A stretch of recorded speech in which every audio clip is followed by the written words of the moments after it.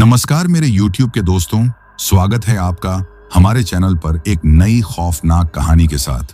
दोस्तों, आज जो मैं कहानी आपके साथ शेयर करने जा रहा हूं, वो एक शख्स की है जिनका नाम रुपेश है, जो पेशे से एक ट्रक ड्राइवर हैं।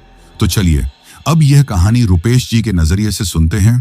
लेकिन उससे पहले मैं आप लोगों से एक बात कहना चाहता हूं कि आप लोगों ने बहुत सी डरावनी कहानियां सुनी होंगी, लेकिन इस कहानी को सुनने के बाद आप लोगों के खौफ से रोंगटे खड़े हो जाएंगे और मजा भी बहुत आएगा। और अगर आप लोग इस चैनल पर पहली बार आए हैं तो चैनल को सब्सक्राइब जरूर करें, ताकि आप भी हमारी इस फैमिली का हिस्सा बन सकें और आने वाली वीडियोस आप तक आसानी से पहुंच जाएं। और आप में से जितने भी लोग ये कहानी सुन रहे हैं, उन सब से मेरी एक रिक्वेस्ट है कि कहानी सुनने के साथ साथ वीडियो को लाइक भी जरूर करें, ताकि मुझे भी यह एहसास हो सके कि मेरी मेहनत आपको पसंद आ रही है। आपका एक लाइक मुझे और भी बेहतरीन कहानियां लाने का हौसला देता है। तो अब ज्यादा समय नहीं लेते हैं, चलिए कहानी की शुरुआत करते हैं। नमस्कार दोस्तों, मेरा नाम रुपेश है और मैं उत्तर प्रदेश के मुरादाबाद शहर के पास एक छोटे से गांव का रहने वाला हूं। पेशे से मैं एक ट्रक ड्राइवर हूं। ऐसे में अपने ट्रक को लेकर मैं अक्सर अपने शहर से बाहर ना जाने कितने ही राज्यों में जाता रहता हूं। कभी दिल्ली, कभी पंजाब, तो कभी राजस्थान। हमारा काम ही यही है, सड़कों पर जिंदगी बिताना। कभी सफर दिन का होता है तो कभी रात का, और कभी कभी तो हमें लगातार दिन रात भी सफर तय करना पड़ता है। ऐसे में रास्ते में कहीं पर रुककर खाना खाकर कभी ट्रक में आराम कर लेते हैं, तो कभी कभी कहीं सोने की व्यवस्था भी मिल जाती है। यही हमारी जिंदगी है। और इस लंबे सफर में हमें कभी कभी ना जाने कितनी घटनाओं का सामना करना पड़ता है। हर ट्रक ड्राइवर की ऐसी ही जिंदगी होती है, लेकिन अपने परिवार के लिए उसे हर घटना का, हर समस्या का सामना करना पड़ता है। पर कभी कभी जिंदगी में कुछ ऐसा घटित हो जाता है जिसे भूलने की कोशिश करते हुए भी हम उसे नहीं भूल सकते। ऐसा ही कुछ मेरे साथ हुआ था, जो मैं आप सब लोगों को बताना चाहता हूं। यह एक ऐसी घटना है जिसने मेरी जिंदगी को हमेशा के लिए बदल दिया। इस घटना ने मुझे यकीन दिला दिया कि इस दुनिया में ऐसी भी ताकतें हैं जिन्हें हम समझ नहीं सकते। आज मैं जो कहानी आपको बताने जा रहा हूं, वह मेरी और मेरे दोस्त मोटू की जिंदगी की वो सच्चाई है जिसने हमें मौत के मुंह से वापस लौटाया था। दरअसल यह बात आज से कोई 2 साल पहले की है। उस वक्त मेरी जिंदगी में एक बहुत पक्का दोस्त था। उसका नाम रजत था। हम लोग एक ही गांव के थे, बचपन से साथ में खेले बढ़े थे। और किस्मत देखो कि हम दोनों एक ही पेशे में आ गए। हम दोनों ही ट्रक ड्राइवर बन गए। रजत मेरा दोस्त नहीं था, वो मेरा भाई जैसा था। हम अक्सर साथ में ही सफर पर जाया करते थे। एक ही ट्रांसपोर्ट कंपनी में काम करते थे। रास्ते में रुकना, ढाबे पर खाना, एक दूसरे के परिवार का हालचाल पूछना, सब कुछ साथ में होता था। रजत का एक सपना था। उसका सपना था कि एक दिन उसका खुद का ट्रक हो। वो किसी की नौकरी नहीं करना चाहता था। वो अपनी मेहनत से अपने परिवार को एक अच्छी जिंदगी देना चाहता था। वो अक्सर मुझसे कहता था, रुपेश भाई देखना, एक दिन मेरी भी गाड़ी होगी और मैं उस पर बड़े बड़े अक्षरों में लिखवाऊंगा, माँ का आशीर्वाद। मैं उसकी बात सुनकर मुस्कुरा देता था। हम दोनों ही मेहनत कर रहे थे अपने सपनों को पूरा करने के लिए। फिर एक दिन रजत मेरे पास भागता हुआ आया। वो बहुत खुश था। उसने मुझे बताया, भाई मैंने एक ट्रक खरीदा है। मैं यह सुनकर बहुत खुश हुआ। मैंने उसे गले लगा लिया। मैंने उसे बधाई दी। उसने एक सेकंड हैंड ट्रक खरीदा था, लेकिन उसके लिए वो किसी नई गाड़ी से कम नहीं था। उसने अपनी सारी जमा पूंजी उसमें लगा दी थी। कुछ पैसे उसने उधार भी लिए थे, लेकिन वो बहुत खुश था। उसकी आंखों में अपने सपने के पूरे होने की चमक थी। हम सबने मिलकर पूजा भी रखी थी।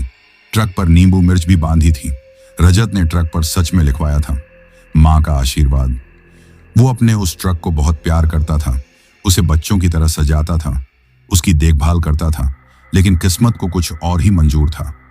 ट्रक खरीदने के सिर्फ 1 महीने बाद ही हमें वो खबर मिली। एक रात रजत का एक्सीडेंट हो गया, NH 58 पर। यह सुनकर मेरे तो पैरों तले जमीन खिसक गई। मुझे यकीन ही नहीं हुआ। हम सब भागे भागे पहुंचे। वहां का मंजर देखकर दिल दहल गया। ट्रक एक किनारे खड़ा था। उसमें ज्यादा नुकसान भी नहीं हुआ था, बस सामने से थोड़ा पिचक गया था। लेकिन रजत हमें छोड़कर जा चुका था। पुलिस का कहना था कि शायद उसे झपकी आ गई होगी, या शायद कोई जानवर सामने आ गया होगा, जिससे बचाने के चक्कर में ट्रक बेकाबू हो गया। लेकिन वहां कोई दूसरा ट्रक नहीं था, कोई दूसरी गाड़ी नहीं थी। सड़क पर भी कोई ऐसा निशान नहीं था। बस रजत की लाश थी और उसका वो सपनों का ट्रक था। यह सब कुछ हमारे लिए किसी सदमे से कम नहीं था। रजत के परिवार पर दुखों का पहाड़ टूट गया था। उसकी पत्नी और 2 छोटे बच्चे थे। घर में कमाने वाला वही था। ऊपर से ट्रक का कर्जा भी था जो उसने ट्रक खरीदने के लिए लिया था। हम सब दोस्तों ने मिलकर बहुत मदद करने की कोशिश की, लेकिन हम कितना ही कर सकते थे। कुछ दिनों बाद रजत के परिवार ने वो ट्रक बेचने का फैसला किया, लेकिन कोई भी उस ट्रक को खरीदने को तैयार नहीं था। सब कहते थे कि ट्रक मनहूस है, जिसने अपने मालिक को ही खा लिया। गांव में तरह तरह की बातें होने लगी थीं। कोई कहता था कि उस ट्रक पर किसी बुरी आत्मा का साया है। कोई कहता था कि NH58 का वो हिस्सा ही खराब है, वहां अक्सर ऐसे हादसे होते रहते हैं। ये सब बातें सुनकर मुझे बहुत तकलीफ होती थी। ये सब मुझसे देखा नहीं गया। मैंने फैसला किया कि मैं वो ट्रक खरीद लूंगा। वो रजत की आखिरी निशानी थी और उसके परिवार को भी पैसों की जरूरत थी। मेरी पत्नी ने मुझे बहुत समझाया। मेरे घर वालों ने भी मना किया। दोस्तों ने भी कहा कि इस मनहूस ट्रक से दूर रहूं। कहा कि यह मेरे लिए ठीक नहीं है, लेकिन मैंने किसी की नहीं सुनी। मेरे मन में बस एक ही बात थी कि मैं रजत के सपने को ऐसे कबाड़ में नहीं बिकने दूंगा। मैंने अपनी थोड़ी बचत और कुछ उधार लेकर वो ट्रक खरीद लिया। रजत के परिवार को कुछ सहारा मिल गया और मुझे लगा कि मैंने अपने दोस्त के प्रति अपना फर्ज निभाया है। मैंने उस ट्रक की अच्छे से मरम्मत करवाई, उसकी पूजा करवाई और उसे फिर से चलाना शुरू कर दिया। शुरू में मुझे भी थोड़ा अजीब लगता था। ट्रक चलाते हुए कभी कभी लगता कि कोई मेरे साथ वाली सीट पर बैठा है, कभी लगता कि कोई मुझे पीछे से देख रहा है। कभी रेडियो अपने आप बंद हो जाता, कभी चालू हो जाता। कभी कभी रात में ट्रक में सोते हुए मुझे अजीब अजीब आवाजें भी सुनाई देती थीं, जैसे कोई फुसफुसा रहा हो। मैंने सोचा कि ऐसे ही भ्रम हुआ होगा। पुराना ट्रक है, थोड़ी बहुत दिक्कत होगी, या शायद यह मेरा वहम है, क्योंकि मैं रजत के बारे में ज्यादा सोचता हूं, इसलिए मैंने इन बातों पर ज्यादा ध्यान नहीं दिया। वैसे भूत प्रेत इन सारी बातों पर मैं भी थोड़ा बहुत यकीन करता था। लोगों से मैंने इन सब के बारे में सुना था, लेकिन कभी इन सब से मेरा सामना नहीं हुआ था। इसलिए कभी इन बातों को मन का भ्रम बता देता था, तो कभी इन बातों को अंधविश्वास भी कह देता, तो कभी यकीन भी कर लेता। लेकिन कहते हैं ना, जब तक अपनी आंखों से ना देख ले तब तक यकीन करना थोड़ा मुश्किल होता है। ऐसा ही मेरे साथ था, परंतु मुझे नहीं पता था कि आज मेरे साथ क्या होने वाला है। कुछ वक्त बीता। मेरे साथ जो पुराना क्लीनर काम करता था, वो यह सब बातें सुनकर डर गया था। उसे भी ट्रक में कुछ अजीब महसूस होता था। एक दिन वो काम छोड़कर चला गया। उसने कहा कि इस ट्रक में कुछ तो गड़बड़ है। मुझे लगा कि वो बस बहाने बना रहा है। अब मुझे एक नए हेल्पर की जरूरत थी। तभी मेरी मुलाकात मोटू से हुई। मोटू पास के ही गांव का रहने वाला था। बहुत ही सीधा और मेहनती लड़का था। उसे भी काम की जरूरत थी। वो मेरे साथ काम करने के लिए तुरंत राजी हो गया। मैंने उसे रजत के बारे में या ट्रक के बारे में कुछ नहीं बताया। मुझे लगा कि यह सब बताने से वो भी डर जाएगा। मोटू ने मेरे साथ काम शुरू कर दिया। हम दोनों मिलकर उस ट्रक पर काम करने लगे। हम दोनों ने मिलकर कई चक्कर लगाए, कभी पंजाब, कभी हरियाणा, कभी राजस्थान। सब कुछ ठीक चल रहा था। मोटू को भी उस ट्रक से कोई शिकायत नहीं थी। वो खुश था, उसे अच्छा काम मिल गया था। मुझे भी लगा कि लोगों की बातें बस अंधविश्वास थीं। ऐसा कुछ नहीं है, ये सब बस मन का वहम है।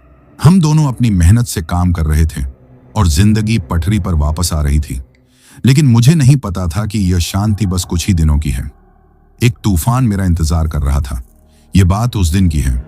हमें दिल्ली से एक सामान मिला था। एक बड़ी कंपनी का माल था जिसे फौरन दिल्ली पहुंचाना था। पैसे भी अच्छे मिल रहे थे।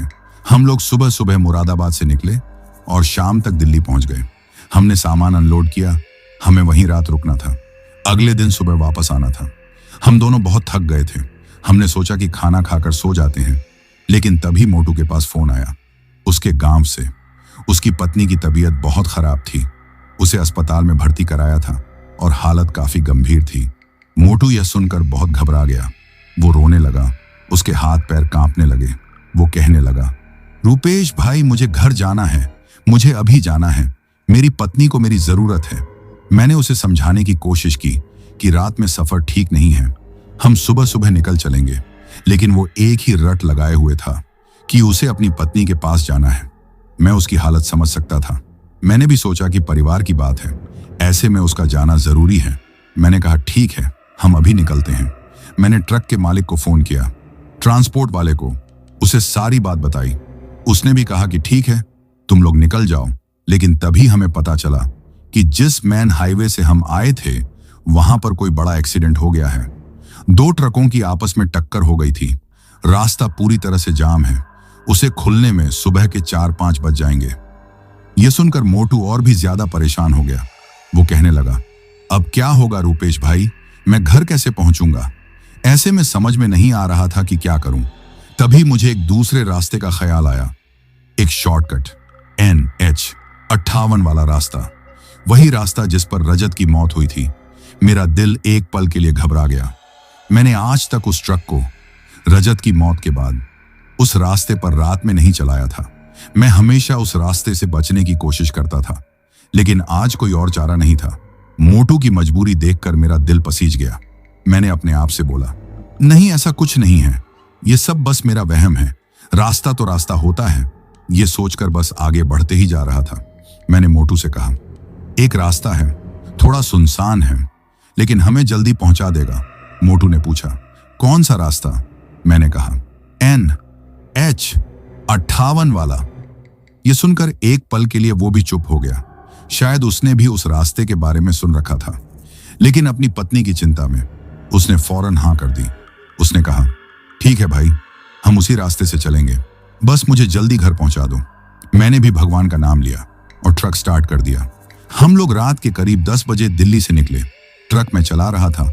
मोटू मेरे बगल में बैठा था, चुपचाप, शायद अपनी पत्नी के बारे में सोच रहा था और मन ही मन दुआ कर रहा था। सफर काफी लंबा था और सबसे बड़ी बात यह थी कि वैसे तो मैं उस रास्ते से काफी बार गया था, लेकिन रजत की मौत के बाद यह पहली बार था कि मैं रात में वहां से गुजर रहा था, और वो भी उसी के ट्रक में। हम लोग अभी कुछ ही दूर चले थे कि मुझे थोड़ी थकान और नींद आने लगी। दिन भर की मेहनत थी। मैंने सोचा कि एक कप चाय पी लेते हैं, नींद भी भाग जाएगी और थोड़ी हिम्मत भी आ जाएगी। तभी रास्ते में एक छोटा सा चाय का खोखा नजर आया। वो 24 घंटे खुला रहता था। मैंने ट्रक को सड़क के किनारे रोक दिया। हम दोनों ट्रक से उतरे। वहां एक बूढ़ा आदमी चाय बना रहा था। उसके अलावा वहां कोई नहीं था। बिल्कुल सन्नाटा पसरा हुआ था। हमने 2 चाय का ऑर्डर दिया। वो बूढ़ा आदमी हमें घूर कर देख रहा था, खासकर हमारे ट्रक को।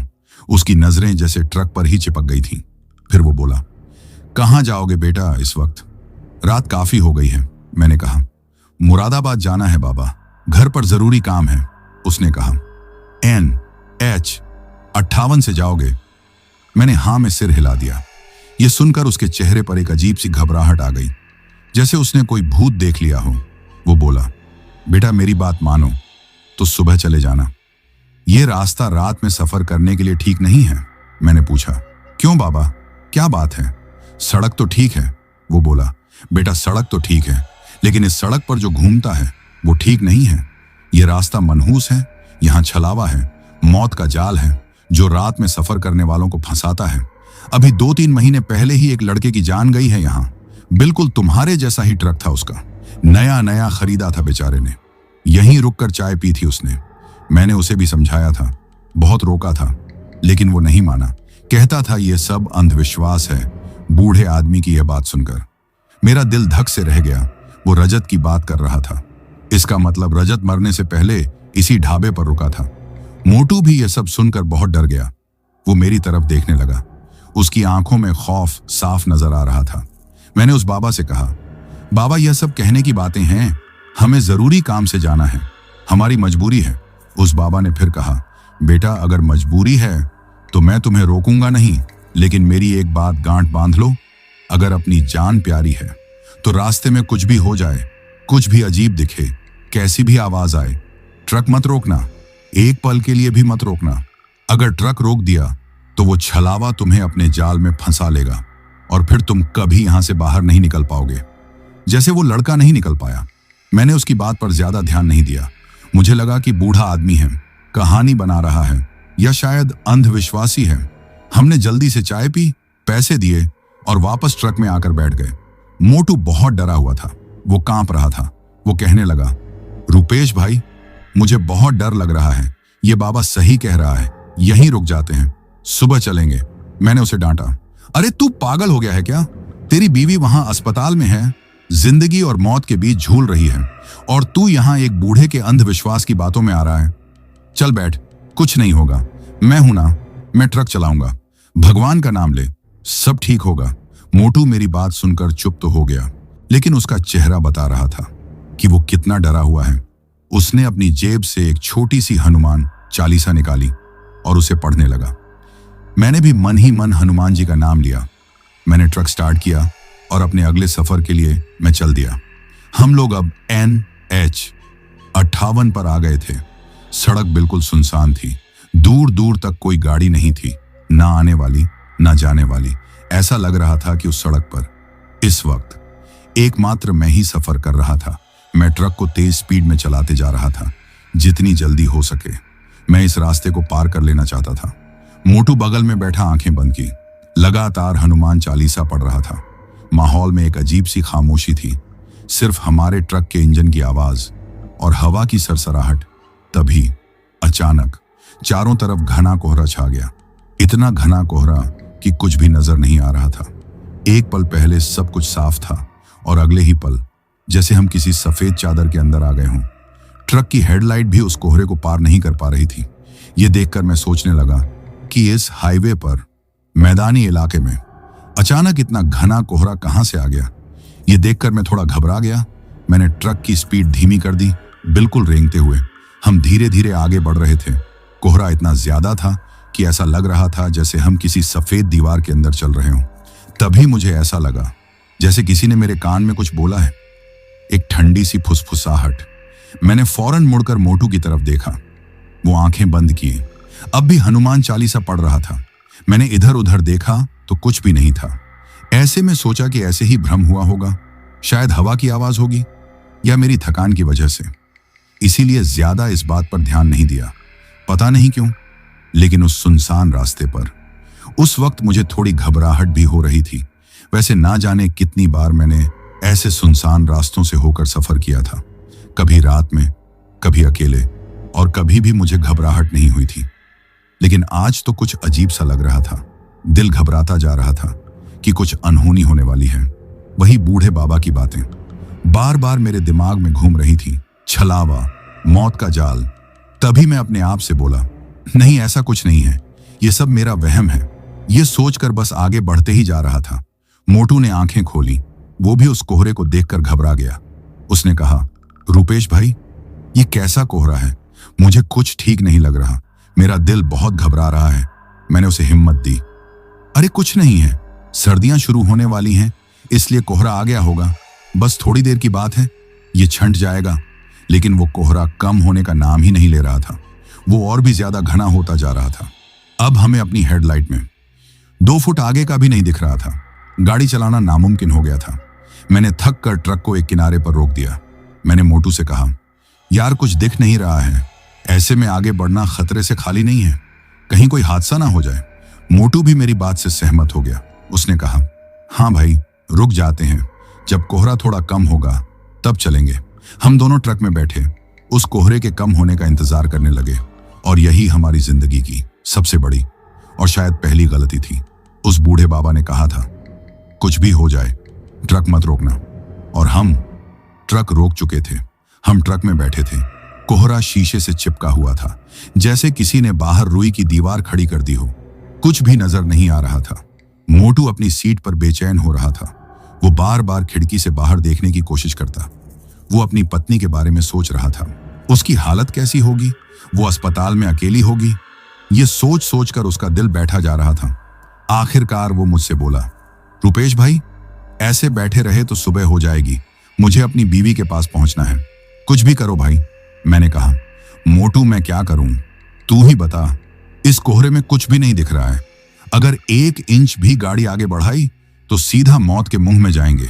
पता नहीं चलेगा कि ट्रक कब खाई में उतर गया। मोटू कुछ देर चुप रहा, फिर जैसे उसने कोई फैसला कर लिया हो, वो बोला, एक काम करता हूं, मैं नीचे उतर कर देखता हूं। मैं ट्रक के आगे आगे टॉर्च लेकर चलूंगा, तुम मेरे पीछे पीछे गाड़ी चलाना, धीरे धीरे ही सही, हम कुछ दूर तो आगे बढ़ेंगे। उसकी बात सुनकर मेरे दिल में घबराहट सी होने लगी। मुझे उस बूढ़े चाय वाले की बात याद आ गई। उसने कहा था, ट्रक मत रोकना। हमसे वो पहली गलती तो हो चुकी थी। हम ट्रक रोक चुके थे और अब मोटू ट्रक से नीचे उतरने की बात कर रहा था। ये दूसरी गलती होगी और शायद आखिरी भी। मैंने उसे फौरन मना कर दिया। नहीं मोटू, ये पागलपन मत कर, ये ठीक नहीं है। बाहर मत जा, इस कोहरे में कुछ भी हो सकता है। यह कोहरा मुझे ठीक नहीं लग रहा है। लेकिन मोटू उस वक्त मेरी बात सुनने की हालत में नहीं था। उस पर अपनी पत्नी के पास पहुंचने का जुनून सवार था। वो मुझ पर भड़क गया। अरे भाई, तुम भी उस बुढ़े की बातों में आ गए? ये कोहरा है, कोई भूत प्रेत नहीं जो मुझे खा जाएगा। मैं अभी देख कर आता हूं कि आगे रास्ता साफ है या नहीं। मेरी चिंता मत करो। इतना कहकर उसने मेरी बात सुनने का इंतजार भी नहीं किया। उसने ट्रक का दरवाजा खोला और नीचे उतर गया। दरवाजा खुलते ही एक ठंडी हवा का झोंका केबिन के अंदर आया। यह वैसी ठंड नहीं थी जो मौसम की होती है। यह ऐसी ठंड थी जो हड्डियों के अंदर तक घुस जाती है, जो खून को जमा देने वाली ठंड थी। मेरी रीढ़ की हड्डी में एक कंपी सी दौड़ गई। मोटू ने अपनी मोबाइल की टॉर्च जलाई। वो बोला, मैं बस 2 मिनट में आया, तुम गाड़ी स्टार्ट रखना। मैंने उसे रोकने के लिए हाथ बढ़ाया, लेकिन तब तक वो कोहरे में जा चुका था। पहले मुझे उसकी टॉर्च की रोशनी दिख रही थी, एक छोटा सा सफेद धब्बा जो उस घने अंधेरे में हिल रहा था। फिर वो धब्बा भी धुंधला होने लगा और फिर वो कोहरे में पूरी तरह गायब हो गया, जैसे उस सफेद सन्नाटे ने उसे निगल लिया हो। मैं ड्राइवर सीट पर बैठा इंतजार करने लगा। मेरा दिल बहुत घबरा रहा था। 1 मिनट बीता, 2 मिनट बीत गए, 5 मिनट गुजर गए, लेकिन मोटू वापस नहीं आया, ना ही उसकी कोई आवाज आई। अब मुझे सच में डर लगने लगा था। मेरा दिल जोर जोर से धड़कने लगा, जैसे वो छाती तोड़कर बाहर आ जाएगा। मैंने ट्रक का हॉर्न बजाया पूरी ताकत से, एक लंबी तेज आवाज। लेकिन मुझे यह सुनकर बड़ी हैरानी हुई। हॉर्न की आवाज ऐसी लग रही थी जैसे किसी ने उसका गला दबा दिया हो। बहुत दबी हुई, मरी हुई सी आवाज, जैसे वो कोहरा सिर्फ रोशनी को ही नहीं बल्कि आवाज को भी खा रहा था। मैंने ट्रक का शीशा नीचे किया और बाहर मुंह निकालकर चिल्लाया, मोटू, ओ मोटू, कहां है तू भाई? जवाब दे। लेकिन मेरी अपनी आवाज मुझे बहुत अजीब लगी। वो मुझसे दूर जा ही नहीं रही थी। ऐसा लग रहा था जैसे मैं अपने ही कानों में फुसफुसा रहा हूं। बाहर सन्नाटा था, एकदम मौत जैसा सन्नाटा। ना झींगुर की आवाज, ना दूर से आती किसी गाड़ी की आवाज, ना हवा की सरसराहट, कुछ भी नहीं। बस वो घना सफेद कोहरा था और मैं था। मेरी घबराहट अब खौफ में बदल चुकी थी। अब मैं और बर्दाश्त नहीं कर सकता था। मेरा दोस्त, मेरा भाई उस कोहरे में खो गया था। मैंने ट्रक का इंजन बंद नहीं किया। मैंने बस दरवाजा खोला और नीचे कूद गया। नीचे उतरते ही उस ठंड ने मुझे जकड़ लिया। मैंने अपनी जेब से मोबाइल निकाला, टॉर्च जलाई, लेकिन वो टॉर्च कोहरे में 2 कदम भी नहीं जा पा रही थी। बस मेरे पैरों के पास एक छोटा सा रोशनी का गोला बन गया था। मैंने फिर से चिल्लाया, मोटू, मोटू, जवाब दे भाई, कहां है तू? कोई जवाब नहीं। मैं घबरा गया। मैं उस दिशा में भागा जिस दिशा में मोटू गया था, ट्रक के बिल्कुल सामने। मैं बस 4-5 कदम ही भागा हूंगा और मुझे यह भयानक एहसास हुआ कि मैं खो गया हूं। मैंने घबरा कर पीछे मुड़कर देखा। मेरा ट्रक, जिसकी हेडलाइट जल रही थी, वो भी अब कोहरे में धुंधला दिखने लगा था। बस रोशनी के 2 पीले धब्बे लग रहे थे जो किसी भी पल गायब हो सकते थे। मैं डर गया। अगर मैं ट्रक से दूर चला गया तो वापस कैसे लौटूंगा? और मोटू, वो तो मुझसे भी आगे निकल गया था, वो कैसे वापस आएगा? मेरे दिमाग में उस बूढ़े चाय वाले की बातें घूमने लगीं। छलावा, मौत का जाल, क्या यह वही जाल था जिसने पहले रजत को फंसाया था और अब हमारी बारी थी? ये सोचकर मेरी रूह कांप गई। एक पल के लिए मेरे मन में आया कि मोटू को छोड़ो, पहले अपनी जान बचानी जरूरी है। मैं वापस ट्रक में भाग जाऊं। लेकिन अगले ही पल मुझे शर्म आई। मैं अपने दोस्त को, अपने भाई को ऐसे मौत के मुंह में कैसे छोड़ सकता था? लेकिन मेरा डर मेरी दोस्ती पर हावी हो रहा था। मैंने फैसला किया, मैं वापस ट्रक में जाऊंगा, वही सुरक्षित है। शायद मोटू खुद ही रास्ता ढूंढता हुआ वापस आ जाए, या शायद वो ट्रक की लाइट देखकर लौट आए। ये सोचकर मैं तेजी से पलटा और अपने ट्रक की तरफ भागा। वो 2 पीले धब्बे वही मेरा इकलौता सहारा थे। मैं भागता हुआ ट्रक के पास पहुंचा। मैंने झटके से दरवाजा खोला और केबिन के अंदर कूद गया। मैंने फौरन दरवाजा बंद किया और उसे अंदर से लॉक कर दिया। मेरी सांसें किसी धावक की तरह तेज चल रही थीं। मैं पसीने से भीग गया था। मैंने शीशे से बाहर देखा, वही सफेद सन्नाटा और खामोशी। मोटू का कोई अता पता नहीं था। मैं अभी अपनी सांसें काबू में करने की कोशिश ही कर रहा था कि तभी मुझे वो दिखाई दिया। कोहरे के बहुत अंदर से दो तेज हेडलाइट्स वो हमारी तरफ आ रही थी, बहुत तेजी से। कोई दूसरा ट्रक था और वो सीधा हमारी लेन में था। वो हमारी तरफ ही आ रहा था। मेरे होश उड़ गए। वो हमसे टकराने वाला था। बस कुछ ही पलों में मैंने फौरन हॉर्न पर हाथ रखा। मैं उसे पागलों की तरह बजाता रहा। मैं शीशा नीचे करके चीखता रहा, अरे देख के चला, अंधा है क्या, मार डालेगा क्या। लेकिन उस ट्रक पर कोई असर नहीं हुआ। उसकी स्पीड जरा सी भी कम नहीं हुई। वो सीधा, बिल्कुल सीधा हमारी तरफ बढ़ता आ रहा था, जैसे उसका मकसद ही हमसे टकराना हो। मेरे पास सोचने का वक्त बिल्कुल नहीं था। बस कुछ ही सेकंड थे। या तो मैं वहीं रहता और रजत की तरह मारा जाता, या फिर मैंने ट्रक का स्टीयरिंग व्हील पकड़ा। इंजन तो पहले से ही स्टार्ट था। मैंने गियर डाला और स्टीयरिंग को बाईं तरफ घुमा दिया पूरी ताकत से। ट्रक सड़क से नीचे उतर गया। कच्ची जमीन पर एक जोरदार झटका लगा। मेरा सिर सामने डैशबोर्ड से टकराते टकराते बचा। ट्रक बुरी तरह से हिचकोले खाने लगा और तभी वो ट्रक, वो भूतिया ट्रक तेज रफ्तार से मेरे पास से गुजरा, बिल्कुल मेरे बगल से, इतना करीब कि मुझे लगा कि वो मेरे ट्रक को छूकर निकला है। हवा का एक तेज झोंका आया और वो ट्रक कोहरे में आगे निकल गया, बिना कोई आवाज की। ना उसके इंजन की कोई आवाज आई, ना उसके हॉर्न की, और ना ही उसकी कोई पिछली लाइट थी। वो बस एक साए की तरह आया और एक साए की तरह चला गया। मेरा ट्रक सड़क के किनारे कच्ची जमीन पर एक पेड़ से टकराने से कुछ इंच पहले ही रुक गया। मैं स्टीयरिंग व्हील पर अपना माथा टेक कर हाँफने लगा। मैं जिंदा था, मैं बाल बाल बचा था। अगर एक सेकंड की भी देरी हो जाती तो आज मेरा भी हाल रजत जैसा ही होता। मैं डर के मारे कांप रहा था। तभी ट्रक के शीशे पर किसी ने जोर से हाथ मारा। मैं डर के मारे उछल पड़ा। मेरा दिल जैसे हलक में आ गया। मैंने घबराते हुए बाहर देखा। शीशे के उस पार मोटू खड़ा था। वो मुझे घूर रहा था।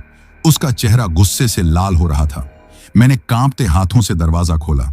दरवाजा खुलते ही वो मुझ पर चिल्लाया, ये क्या पागलपन है रूपेश, क्या कर रहा था तू, पागल हो गया है क्या। मैं बस 2 कदम ही आगे गया था, कोहरा देखने के लिए। तूने ये गाड़ी सड़क से नीचे क्यों उतार दी, हम मर जाते अभी। अगर ये पेड़ ना होता तो हम खाई में होते। उसकी बात सुनकर मैं हैरान रह गया। मैं हकलाते हुए बोला, तू पागल है। तूने वो ट्रक नहीं देखा, वो हमें कुचलने वाला था। मैं गाड़ी नीचे नहीं उतारता तो हम दोनों अभी जिंदा नहीं होते। मोटू ने मेरी तरफ हैरानी से देखा, जैसे मैं कोई पागल हूं या नशे में हूं। वो बोला, कौन सा ट्रक, कैसा ट्रक। यहां कोई नहीं है रूपेश भाई। मैं पिछले 5 मिनट से वहीं खड़ा था, सड़क पर। दूर दूर तक कोई गाड़ी नहीं आई, ना कोई आवाज आई। यहां मेरे और तुम्हारे सिवा कोई नहीं है। सिर्फ तुमने ये ट्रक यहां खाई में उतार दिया। उसकी बात सुनकर मेरे पैरों तले जमीन खिसक गई। वो कह रहा है कि वहां कोई ट्रक नहीं था, तो फिर वो क्या था जिसे मैंने अपनी आंखों से देखा, जिससे मैं टकराने वाला था। क्या वो मेरा वहम था? नहीं, वो वहम नहीं हो सकता, वो बिल्कुल असली था। मैंने मोटू से कहा, तू झूठ बोल रहा है, या तूने देखा नहीं, वहां एक ट्रक था बहुत तेज रफ्तार में। मोटू ने कहा, भाई शायद तुम थक गए हो, तुम्हारी आंख लग गई होगी, तुम्हें कोई बुरा सपना आया होगा। यहां कोई ट्रक नहीं था। चलो अब इस गाड़ी को वापस सड़क पर चढ़ाओ, मुझे जल्दी घर जाना है। मैं चुप हो गया। मैं उससे क्या बहस करता। वो मेरी बात पर यकीन नहीं कर रहा था, और शायद वो सही कह रहा हो। शायद मैं ही पागल हो रहा हूं। शायद यह सब रजत के ट्रक का असर है। लेकिन मेरा दिल कह रहा था कि जो मैंने देखा वो सपना नहीं था, वो छलावा था, उस बूढ़े बाबा का छलावा, और हम उस जाल में फंस चुके थे। यह सिर्फ शुरुआत थी। मोटू मुझ पर बुरी तरह चिल्ला रहा था। उसकी आंखों में गुस्सा था। वह कह रहा था कि मैंने उसे और खुद को मरवा ही दिया था। लेकिन मेरी आंखों में गुस्सा नहीं था, मेरी आंखों में खौफ था। जो मैंने अभी अभी देखा था वो कोई सपना नहीं हो सकता था। वो एक असली ट्रक था जो हमें कुचलने के लिए ही आया था। मैंने मोटू को समझाने की कोशिश की। मैंने कहा, मोटू तूने नहीं देखा, लेकिन मैंने देखा। वो एक ट्रक था, बिना लाइट के, बिना आवाज के। वो सीधा हमारी तरफ आ रहा था। मोटू ने मेरी बात पर यकीन नहीं किया। उसे लगा कि शायद मैं थक गया हूं, या शायद मैं उस बूढ़े चाय वाले की बातों से डर गया हूं। उसने कहा, रूपेश भाई तुमने जरूर कोई सपना देखा है। यहां कोई नहीं है, सिर्फ हम हैं और यह घना कोहरा है। मैं उससे क्या बहस करता? वो मेरी बात को समझ ही नहीं रहा था, या शायद समझना ही नहीं चाहता था। वो बस अपनी पत्नी के पास पहुंचना चाहता था। उसने मेरी तरफ घूर कर देखा, फिर बोला, हटो, ड्राइवर सीट से हटो, मैं गाड़ी चलाऊंगा। तुमसे गाड़ी नहीं चलेगी, तुम्हारी तबीयत ठीक नहीं लग रही। मैं भी उस वक्त उस हालत में नहीं था कि उससे बहस करता। मेरा शरीर अभी तक कांप रहा था, मेरे हाथ पैर ठंडे पड़ गए थे। मैंने चुपचाप अपनी सीट छोड़ दी और मैं बगल वाली सीट पर आकर बैठ गया। मोटू ड्राइवर सीट पर बैठा। उसने गाड़ी को गियर में डाला। ट्रक बुरी तरह से सड़क के नीचे कच्ची जमीन पर फंसा हुआ था। मोटू ने रेस दी। ट्रक के पहिए वहीं की वहीं घूमने लगे। मिट्टी और धुआं उड़ने लगा। ट्रक टस से मस नहीं हो रहा था। मोटू को और गुस्सा आ गया। वो बोला, देखा, तुम्हारे पागलपन की वजह से हम यहां फंस गए हैं। अब यह ट्रक यहां से नहीं निकलेगा। मेरा दिल और जोर से धड़कने लगा। क्या हम सच में यहां फंस गए हैं? क्या वो छलावा हमें यहां से जाने नहीं देगा? नहीं, नहीं, ऐसा नहीं हो सकता। मैंने मन ही मन हनुमान जी का नाम लिया। मैंने कहा, मोटू, एक बार और कोशिश कर, गाड़ी को थोड़ा आगे पीछे कर, निकल जाएगी। मोटू ने मेरी तरफ गुस्से से देखा, फिर उसने वही किया। उसने ट्रक को कई बार आगे पीछे किया, बड़ी मुश्किल से। लगभग 10 मिनट की मेहनत के बाद ट्रक वापस सड़क पर आया। हम दोनों ने राहत की सांस ली। मोटू ने ट्रक को आगे बढ़ाया। कोहरा अब भी उतना ही घना था, बिल्कुल सफेद दीवार जैसा। मोटू बहुत धीरे धीरे गाड़ी चला रहा था, शायद 10 या 15 की स्पीड पर। और मैं आंखें फाड़ फाड़ कर बाहर देख रहा था। उस कोहरे में मुझे डर था कि कहीं वो ट्रक फिर से वापस ना आ जाए। मोटू गाड़ी चला रहा था और लगातार बड़बड़ा रहा था। वो गुस्से में था, कह रहा था, पता नहीं कौन सी मनहूस घड़ी में इस रास्ते पर आया। उस बुढ़े की बात मान लेनी चाहिए थी। यह सब तुम्हारी वजह से हुआ है रूपेश। मैं चुपचाप उसकी बातें सुनता रहा। मैं क्या कहता? शायद कि मैं ही गलत था, शायद वो सच में मेरा वहम था। तभी अचानक मोटू ने पूरी ताकत से ब्रेक मारे। ट्रक एक जोरदार झटके के साथ रुक गया, इतनी जोर से कि मेरा सिर सामने शीशे से टकरा गया। मैं दर्द से कराह उठा। मैं चीखा, क्या हुआ? पागल है क्या? ऐसे कौन ब्रेक मारता है? लेकिन मोटू ने मेरी बात का जवाब नहीं दिया। वो बस चुपचाप सामने देख रहा था। उसका शरीर कांप रहा था। उसका चेहरा, जो गुस्से से लाल था, वो अब डर के मारे बिल्कुल सफेद पड़ गया था। मैंने पूछा, क्या हुआ? बोलता क्यों नहीं? मोटू ने अपनी कांपती हुई उंगली से सामने की तरफ इशारा किया। वो देखो। उसकी आवाज में इतना डर था कि मेरा दिल भी घबरा गया। मैंने सामने देखा, जहां वो इशारा कर रहा था, लेकिन मुझे कुछ भी नजर नहीं आया। वही घना कोहरा और खाली सड़क। मैंने कहा, क्या है? मुझे तो कुछ नहीं दिख रहा। मोटू चीख पड़ा, पागल हो गए हो क्या? तुम्हें दिखाई नहीं दे रहा? रास्ता बंद है। सामने बड़े बड़े पत्थर पड़े हैं। पूरी सड़क भरी पड़ी है। इतने बड़े बड़े पत्थर, जैसे किसी ने पहाड़ तोड़कर डाल दिया हो। उसकी बात सुनकर मैं हैरान रह गया। पत्थर? कैसे पत्थर? मैंने फिर से अपनी आंखें मलकर देखा, लेकिन मुझे कोई पत्थर नजर नहीं आया। सड़क बिल्कुल साफ थी। मैंने कहा, मोटू, यहां कोई पत्थर नहीं है। रास्ता बिल्कुल खाली है। शायद तुम्हारी आंख का वहम है। मोटू मुझ पर भड़क गया। वहम? तुम्हें यह वहम लगता है? मैं अंधा नहीं हूं। सामने देखो, हमारी मौत खड़ी है। अगर मैंने सही वक्त पर ब्रेक नहीं मारे होते तो हम सीधे उन चट्टानों से जा टकराते और हमारा वही हाल होता जो रजत का हुआ था। यह कहकर मोटू ने ट्रक का दरवाजा खोला और वो नीचे उतर गया। मैंने उसे रोकने की बहुत कोशिश की। मोटू, बाहर मत जा, उस कोहरे में मत जा, यह जाल है। लेकिन वो मेरी बात सुनने को तैयार नहीं था। वो बोला, मैं अभी देख कर आता हूं। ये पत्थर यहां कैसे आए? शायद कोई लैंडस्लाइड हुआ है। वो ट्रक से उतरा और मोबाइल की टॉर्च जलाकर कोहरे में आगे बढ़ गया। मैं उसे जाते हुए देखता रहा। मेरा दिल बैठा जा रहा था। ये वही हो रहा था जो कुछ देर पहले मेरे साथ हुआ था। बस फर्क इतना था कि इस बार मोटू को कुछ दिख रहा था और मुझे नहीं। मोटू धीरे धीरे आगे बढ़ा और फिर वो रुक गया। कोहरे में वो एक परछाई जैसा लग रहा था। वो रुक गया, जैसे वो किसी चीज से टकरा गया हो। उसने अपना हाथ आगे बढ़ाया, जैसे वो हवा में किसी चीज को छू रहा हो। फिर वो घबराकर 2 कदम पीछे हट गया। वो तेजी से पलटा और भागता हुआ वापस ट्रक के पास आया। उसने झटके से दरवाजा खोला और अंदर बैठ गया। वो बुरी तरह हाँफ रहा था, वो डर से कांप रहा था। मैंने पूछा, क्या हुआ?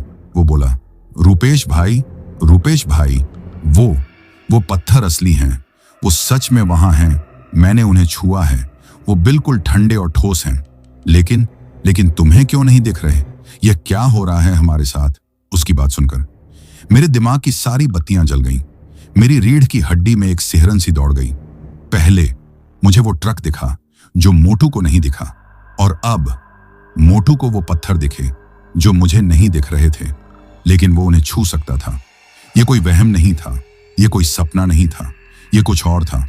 ये बहुत भयानक था। ये वही था जिसके बारे में उस बूढ़े चाय वाले ने कहा था, छलावा, मौत का जाल, एक ऐसा जाल जो हर किसी को अलग अलग फंसाता है, एक ऐसा धोखा जो आंखों से शुरू होता है और मौत पर खत्म होता है। मुझे समझ आ गया, यह हमें रोकने के लिए था। वो ट्रक, वो मुझे डरा कर रोकने के लिए था, ताकि मैं ट्रक सड़क से उतार दूं। और जब मैं नहीं रुका तो अब यह पत्थर, ये मोटू को डरा कर रोकने के लिए थे, ताकि हम यहां रुक जाएं, हम बाहर निकलें, हम घबराएं, हम फंसे। और तभी मुझे उस बूढ़े आदमी की बात किसी बिजली की तरह मेरे कानों में कौंधी, बेटा, कुछ भी हो जाए, ट्रक मत रोकना, एक पल के लिए भी मत रोकना। अगर ट्रक रोक दिया तो वो छलावा तुम्हें अपने जाल में फंसा लेगा।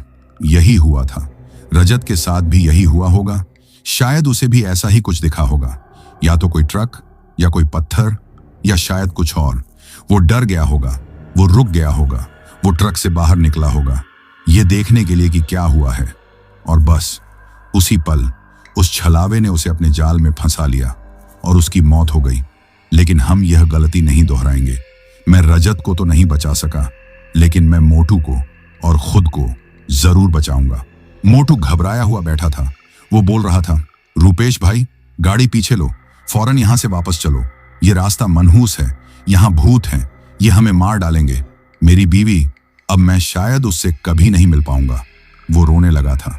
मैंने उसके कंधे पर हाथ रखा, पूरी ताकत से।